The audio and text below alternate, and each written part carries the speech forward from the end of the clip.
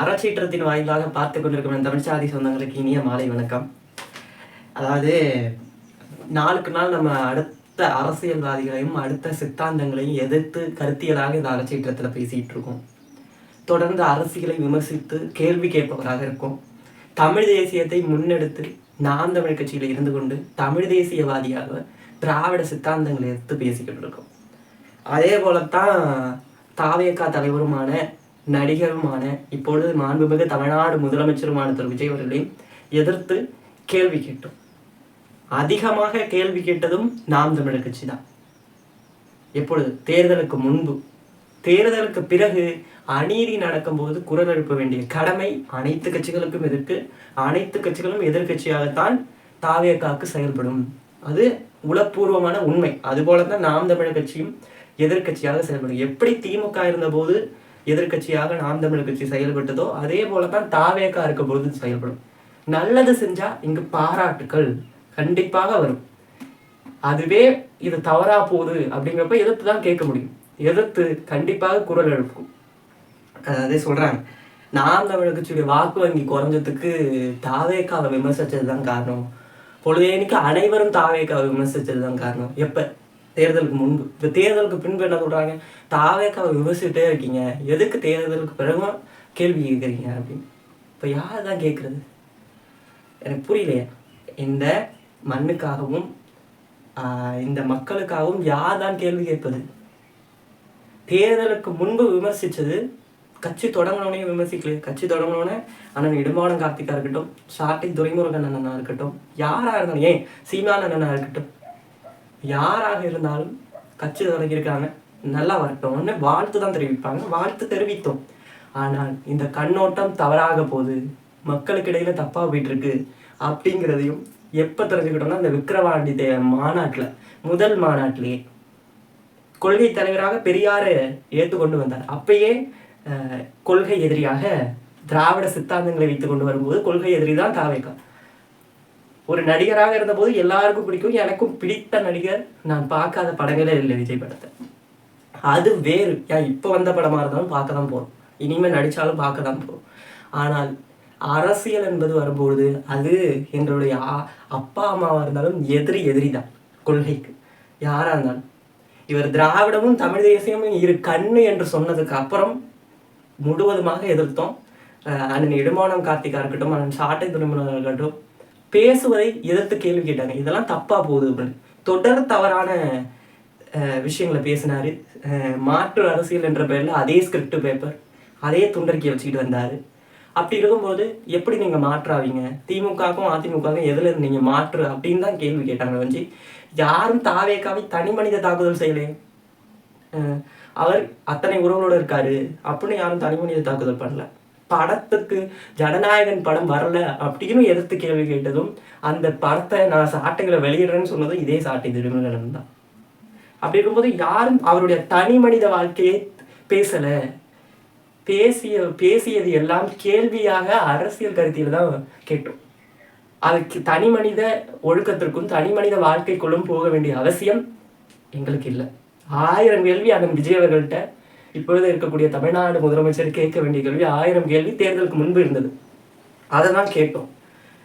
இப்போ வென்று விட்டார், 108 இடங்களை வென்றுட்டார். இது நாங்கள் தேர்தலுக்கு முன்பு நினைத்தது உண்மைதான். மக்கள் திரைக்கவர்ச்சிக்கு மயங்கி விட மாட்டார்கள் அப்படின்னு நினைச்சு ஒரு 15 சீட் எடுப்பார். திருச்சியில் அவருடைய தொகுதியில ஜெயிப்பார், இல்லை பெரம்பூர்ல மட்டும் ஜெயிப்பாருன்னு நினைச்சது.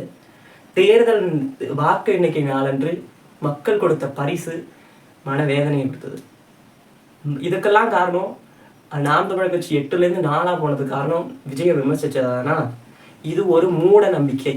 தாவேகாக்கு வாக்கு கூடியது என்பது அவர் ஒரு திரை நடிகர், திரை கவர்ச்சி. ஆளு புதுசா வந்திருக்காரு, நல்லது செய்வார் என்று நினைத்து வாக்களித்துட்டாங்க மக்கள். மாற்று அரசியல் என்று சொல்லி பெண்களுக்கு அதிக முக்கியத்துவத்தை கொடுத்து தேர்தல் அறிக்கையை உருவாக்கியதால பெண்கள் வாக்களிச்சிருக்கு. அதை தாண்டி உங்களுடைய நண்பி நான் உங்க விஜய் என்று அடுக்கடுக்கு மொழியாக துண்டுச்சீட்டில் வச்சு பேசியதால விழுந்த வாக்கு, முழுவதும் திரை கவர்ச்சியால விழுந்த வாக்கு. இதுல நாங்க குறையும்னு நினைச்சது கரூர் சம்பவத்துக்கு பிறகு மக்கள் மாறுவார்கள். 41 பேருக்கு மேல இறந்த பொழுது அந்த இறந்ததற்கு ஒரு செய்தியாளர் சந்திப்பு கூட ஆறுதல் கூட சொல்லாமல் பின்னங்கால் விரலை அடிக்க திருச்சியில் ஓடினார். அது எல்லாருக்கும் தெரியும். நான் அவதூறு கருத்து பிறக்கல, எல்லாரும் அந்த காணொலியை பார்த்தோம். அதுக்கப்புறம் தொடர் விமர்சனத்தை வச்சதுக்கே காரணம் அங்கே நாம் தமிழர் கட்சி போய் நின்றுச்சு. அங்கே ஒத்தால் தாவைக்கால் இருந்தாங்களா, அண்ணன் புசி ஆனந்த் இருந்தாரா, அண்ணன் ஆதவ அர்ஜுனா இருந்தாரா, நாங்கள் முதல் ஆளாக போய் நின்றார் அண்ணன் இடும்பாவனம் கார்த்திக், செந்தமிழன் சீமானவர்கள் சென்றார். இதுபோல கரூர் சம்பவத்துக்கு பிறகுதான் இனி இப்படி ஒரு அரசு வரக்கூடாது. ஒரு அவருடைய தொண்டர்கள் வந்து இறந்திருக்காங்க, அறிக்கை கூட விடலை, செய்தியாளர்கள் கூட சந்திக்கலாம். இது என்ன மனநிலை, என்ன ஒரு அரசியல் கட்சி, இதுல எதுல மாற்று? செய்தியாளர்களை கூட சந்திக்க முடியலை அப்படின்னா எப்படி ஒரு அரசை வழி நடத்த முடியும்னா அதுக்கு சாட்சி தாவேக்கா மட்டும்தான். செய்தியாளர்களை சந்திக்கல இது வரைக்கும். முதலமைச்சர் ஆயும் சரியான தேர்தல் அறிக்கையை கொடுத்துட்டு இன்னும் தேர்தல் அறிக்கையில பாதி நிறைவேற்றல. அதுக்கு ஒரு சாக்கு போக்கு 10 லட்சம் கோடி கடன் இருக்கான். 10 லட்சம் கோடி கடன் இருக்கு என்பதை வைத்து நான் சாக்கு போக்கு சொல்ல மாட்டேன்னு தேர்தல் அறிக்கையில் கொடுத்துட்டு இப்ப சாக்கு போக்கு சொல்றீங்களே, இது எப்படி ஏமாற்று அரசியல் இல்லாம இருக்கும்? இதை செய்தியாளர்களை சந்திச்சு பேசுவாரா? நான் இப்படி சொன்னேன், இப்ப இப்படி செய்யறேன், இதுக்கான முழு விளக்கத்தை தாவேக்கா தலைவர் கொடுக்க முடியுமா? இதை தானே நம்ம கேள்வி கேட்கிறோம். சொல்றாங்க சாட்டை திருமணம் ரொம்ப விமர்சிச்சிட்டாரு, இடும்பாவனம் கார்த்திக் ரொம்ப விமர்சிச்சிட்டாரு. எல்லாரும் விமர்சிக்கிறீங்க. விஜய் 24 மணி நேரம் முதலமைச்சர் ஆனதுக்கு அப்புறமும் விஜய் விமர்சிக்கிறீங்க. தேர்தலுக்கு முன்பு தான் விமர்சிச்சிங்க. தேர்தல் ஆரம்பிச்சது முடிஞ்சு அவர் தான் 108 இடங்களை வென்று முதலமைச்சர் ஆயிட்டார்ல, இனி ஏன் விமர்சிக்கிறேன்னு கேட்கு. இப்ப என்னதான் பண்ணணும்? அதாவது தாவேக்கா தொண்டர்களுடைய மனநிலை என்னன்னா, எங்க அண்ணனை விமர்சிக்க கூடாது, எது நடந்தாலும் முட்டு கொடுக்கறது. ஒரு கூட்டம் இருக்கும் பொழுது ஒரு பிரயோஜனம் இல்லை, கேள்வி கேட்பது கூட இங்க தவறாகத்தான் அவர்கள் மனதில் புரியுது. அதாவது திமுகவை ஏன் விமர்சிக்கல, அதிமுகவை ஏன் விமர்சிக்கலங்கிறாங்க. தேர்தலுக்கு பிறகு ஜெயிச்சதுக்கு அப்புறம் இந்த இடத்துல திமுக தவறு செய்தாலும் கேள்வி கேட்கும், அதிமுக தவறு செய்தாலும் கேள்வி கேட்கும். ஆனால் நாட்டை ஆளக்கூடிய ஆட்சியாளன் எது செய்தாலும் எதிர்கட்சியாக என்று கேள்வி கேட்கும். எந்த தவறு செய்தாலும் கேள்வி கேட்கும். அதே நல்லது செய்தால் அதே முதலமைச்சராக இருக்கக்கூடிய விஜய் அவர்களுக்கு பாராட்டுகளும் தெரிவிக்கும். ஆனால் எதுக்கக்கூடாது, தவறான கேள்விகளை வைக்கக்கூடாது அப்படின்னு சொல்ல முடியும். யாரும் இங்கே தவறான கேள்வி வைக்கல. நீங்களா ஒரு மனப்பான்மையை எடுத்துக்கிட்டு, நீங்களா ஒரு யோகத்தை எடுத்துக்கிட்டு, டெபாசிட் எடுத்து கழிச்சு 0 சீட்டு கூட சட்டமன்றத்துக்கு போகாதவங்களாம் பேசக்கூடாதுன்னு சொல்ல யாருக்கும் எந்த உரிமையும் இல்லை. ஒரு நாட்டை ஆளக்கூடிய ஆட்சியாளர் முன்பு சொன்னது போல எதற்கும் துணிந்தவனாக இருக்கணும். செய்தியாளர்கள் கூட சந்திக்காமலாம் இருக்கக்கூடாது ப்ரோ, அதை பார்த்துக்கோங்க. அதே தான் தொடர் விமர்சனத்தை வச்சோம். விமர்சனமே வைக்கல, கேள்வியை தான் முன்வைத்தோம். தேர்தலுக்கு முன்பு, தேர்தலுக்கு பின்பு வைக்க காரணம் அவர் ஒரு முதலமைச்சர், அவர் நாட்டை ஆளக்கூடிய ஆட்சியாளர். அப்படி இருக்கும்பொழுது அத்தனை கேள்விகளுக்கு பதில் சொல்ல வேண்டிய கடமை அவருக்கு இருக்கு. திரை கவர்ச்சிங்கிற முகத்துல மக்கள் வெளில வச்சுட்டாங்க. மக்கள் இந்த 5 வருடத்துல திரை கவர்ச்சி, திரையில நடக்கிறது தரையில நடக்காது என்பதை புரிந்து கொள்வார்கள். யார் உண்மையான தலைவன், யார் இந்த நாட்டை ஆள வேண்டும் அப்படின்றத புரிஞ்சு செயல்படுவாங்கங்கிற நம்பிக்கை இருக்கு. அதை நோக்கத்தோடு செல்வார்கள்ங்கிற நம்பிக்கை இருக்கு. அண்ணன் விஜய் அவர்கள் திராவிடமும் தமிழ் தேசியமும் இரு கண்ணுன்னு சொல்லிட்டு காங்கிரஸை கூட்டணி வைக்கும் போதே தெரியலையா, அவர் தமிழ்நாட்டில் உள்ள தமிழ் தேசியத்தை நேசிக்க மாட்டார், திராவிடங்கிற கொள்கையை மட்டும்தான் பிடிச்சி நிற்பாங்க அப்படிங்கிறத புரிஞ்சிக்க வேண்டிய கடமை மக்களுக்கு இல்லை. ஏன்னா அவங்களுக்கு கொள்கையெல்லாம் தெரியாது. இந்த மக்கள்கிட்ட உண்மையை சொல்லணும் அப்படின்னா புரட்சியாளர்களை பற்றி பேசுறது தேவையே இல்லை. அம்பேத்கரை பற்றி பேச தேவையில்லை, பிடல் காஸ்டோவை பற்றி பேச தேவையில்லை, ஷேக்வாரை பற்றி பேச தேவையில்லை, தமிழ் முன்னவர்களை பற்றி பேச தேவையில்லை. யாரை பற்றி பேசணும்னா திரையில நடித்த அஜித்தை பற்றியும் திரையில நடித்த சூர்யா பற்றியும் பேசினால் அவர்கள் முதலமைச்சர் ஆவார்கள். அந்த நோக்கத்தோடு தான் இருக்காங்க. ஆனால் புரட்சியாளர்களும் அடுத்த தலைமுறைக்கு வரலாற்றை கடத்தி இவர்கள் தான் நம்முடைய முன்னவர்கள், இவர்கள் தான் நம் பெரியார்கள் என்று காட்டக்கூடிய ஒரு கட்சியை பின்தங்க வச்சிருக்கீங்க. எத்தனை ஆண்டா? 15 ஆண்டா. இதுக்கு தான் மக்கள் ஒவ்வொரு 5 வருடமும் கஷ்டப்பட்டு இருக்கீங்க. இந்த 5 வருடமும் கஷ்டப்படுங்க. ஆனால் மக்களோட மக்களாக நின்று கடைசி வரைக்கும் போராடுவோம். ஏன்னா நாங்கள் ஏற்றுள்ள அரசியல் ஆசான் அப்படிப்பட்டவர். ஏன்னா 0 இருக்கு, டெபாசிட் இருக்கு அப்படிங்கிறதுக்காக விட்டு செல்வதற்கு நாங்கள் ஒரு தலைவனை, ஒரு தனி மனிதரை ஏற்றுவல்ல, செந்தமிழன் சீமான் அப்படிங்கிறவரை ஏற்றுவல்ல, அவருடைய தத்துவத்தை, அவருடைய கொள்கையை ஏற்று வந்திருக்கோம். தமிழ் தேசியம்ங்கிற ஒரு கொள்கையை ஏற்று வந்திருக்கோம். நாடு தமிழ்நாடு, இங்கு வாழ்கிற மக்கள் தமிழ் மக்கள். அந்த தமிழை இங்கு பேசும் மொழி தமிழ் மொழி. இங்குள்ள கலை, இலக்கியம், மொழி, பண்பாடு, தொண்டு தொட்ட வேளாண்மை ஆகியவை பாதுகாக்க வேண்டிய கடமை தமிழர்களுக்கு உண்டு. அதுதான் தமிழ் தேசியம். அதை உருவாக்குவது தான் தமிழ் தேசியம். இங்குள்ள நிலவளம், நீர்வளம், காட்டு வளம், கனிம வளம், மலை வளம், மண் வளம், இங்குள்ள அத்தனை வளங்களை பாதுகாக்க வேண்டியது தமிழருடைய வேலை. அதுதான் தமிழ் தேசியம்.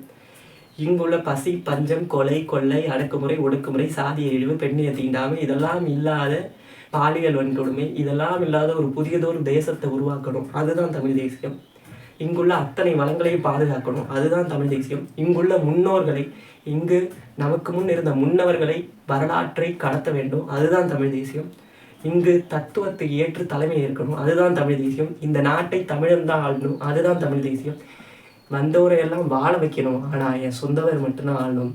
தமிழன் ஆண்டால் மட்டும்தான் இங்குள்ள உரிமைகளை நாம் பேச முடியும், அடிப்படை சிக்கலை தீர்க்க முடியும். தமிழன் இந்த நாட்டை ஆளணும். அதுதான் தமிழ் தேசியம். மாணவர் பாசறை, மகளிர் பாசறை, இளைஞர் பாசறை, வழக்கறிஞர் பாசறை, தகவல் தொழில்நுட்ப பாசறை, குருதிகூட பாசறை, மழலை பாசறை, ஆசிரியர் பாசறை, மருத்துவர் பாசறை, கலை இலக்கிய பாசறை, ஊடகப் பிரிவு பாசறை, வீரத்தமிழர் முன்னணி, தொழிலாளர் பாசறை, மீனவர் பாசறை, விவசாய பாசறை, சுற்றுச்சூழல் பாசறை, நெசவாளர் பாசறை, வியாபாரிகள் பாசறை, பொருளாதார பாசறை, அயலக பாசறை, மாற்றுத்திறனாளிகள் பாசறை என கிட்டத்தட்ட 22க்கும் மேற்பட்ட பாசறைகளோடு நாம் தமிழர் கட்சி கொள்கையை பிடித்து நிற்குது தமிழ் தேசியத்தில். இதை அடிச்சிட முடியுமா? நீ ஈஸியாக அடிச்சிடலாம். முதல்ல மழலை பாசறையை தாண்ட முயற்சி செய்யுங்க. அதுதான் தமிழ் தேசியம். இதுதான் எங்களுடைய கொள்கை. தத்துவத்தை தலைமையேற்று நிற்கிறோம். அத்தனை தலைவர்கள் இருக்கிறார்கள், அத்தனை முன்னவர்கள் இருக்கிறார்கள். எங்களுக்கு பின்னாடி அத்தனை பெரியார்கள் இருக்கிறார். ஒற்றை பெரியாரை வைத்துக்கொண்டு திராவிட சத்தத்தை வச்சுக்கொண்டு இத்தனை ஆண்டு காலம் ஆளும்போது தமிழ் தேசியம் ஒரு நாள் ஆளும். இந்த நாட்டை காக்க வேண்டும் அப்படிங்கிற ஒரு கொள்கையோடு நிற்கும் போது ஒரு நாள் ஆளும். அதற்காக தொடர்ந்து ஓடிக்கொண்டுதான் இருக்குமே தவிர, இதுக்கு இடையில எலி வந்தாலும் பூனை வந்தாலும் கேள்வி கேட்க தான் செய்யும், எதிர்த்து கேள்வி கேட்க செய்யும். அதனால விஜய் அவர்களை விமர்சிச்சதுனாலதான் இது மாறி போச்சு. விஜய் அவர்களை கேட்டதுனாலதான் வாக்கு குறைஞ்சிருச்சு, 8லேருந்து 4 ஆயிடுச்சு. சத்தியமா கிடையாது. மக்கள் திரைக்கவர்ச்சியில மூழ்கி இந்த கட்சியை மறந்து அந்த கட்சிக்கு போயிருக்காங்க. அடுத்த 5 வருடத்துல திருந்தி தானாக திருப்பியும் இதே விவசாய சின்னத்துல வாக்களிப்பாங்க. இந்த நாட்டை தமிழன் ஆடுவாங்க. வந்தவரை எல்லாம் வாழ வைப்போம், என் சொந்தவரை மட்டுமே ஆள வைப்போம். இப்பயே சொல்றேன், நாங்கள் ஒரு தலைவனையோ ஒரு தனி மனிதனையோ ஏற்றுவல், தத்துவத்தை ஏற்று நிற்கிறோம். அதனால எத்தனை வருடங்கள் ஆனாலும் இந்த கட்சி அழியாமல் இறுகப்பட்டு கொண்டு நிற்கும். இன்னைக்கு சீமான் நம்மளை கொண்டு போய் வழி நடத்தி கொண்டிருக்கிறார். அடுத்து அவருடைய வழிகாட்டியாக இன்னொருத்தர் இந்த கட்சியை எடுத்து செல்வார். அரசியல் ஆசானாக அடுத்தடுத்த புரட்சியாளர்களை உருவாக்கி கொண்டே இருப்பார் செந்தமிழன் சீமான். அதனால இந்த புரட்சி படை எப்போதும் ஓயாது, ஓயவும் முடியாது. ஏனென்றால் இது மக்களுக்காக பிறந்த கட்சி, இலக்குக்காக பிறந்த கட்சி, அசாத்தியத்தை சாத்தியமாக மாத்திர புரட்சி படை. அப்படி இருக்கும்பொழுது இதை விட்டு யாரும் பிரியவும் மாட்டாங்க, பிரியவும் முடியாது. இந்த 4% 8% ஒரு நாள் ஆகும். அதனால விஜய விமர்சிச்சுட்டாங்கன்னா இதெல்லாம் மாறாது. அடுத்த தேர்தலில் பார்ப்பீங்க. நன்றி.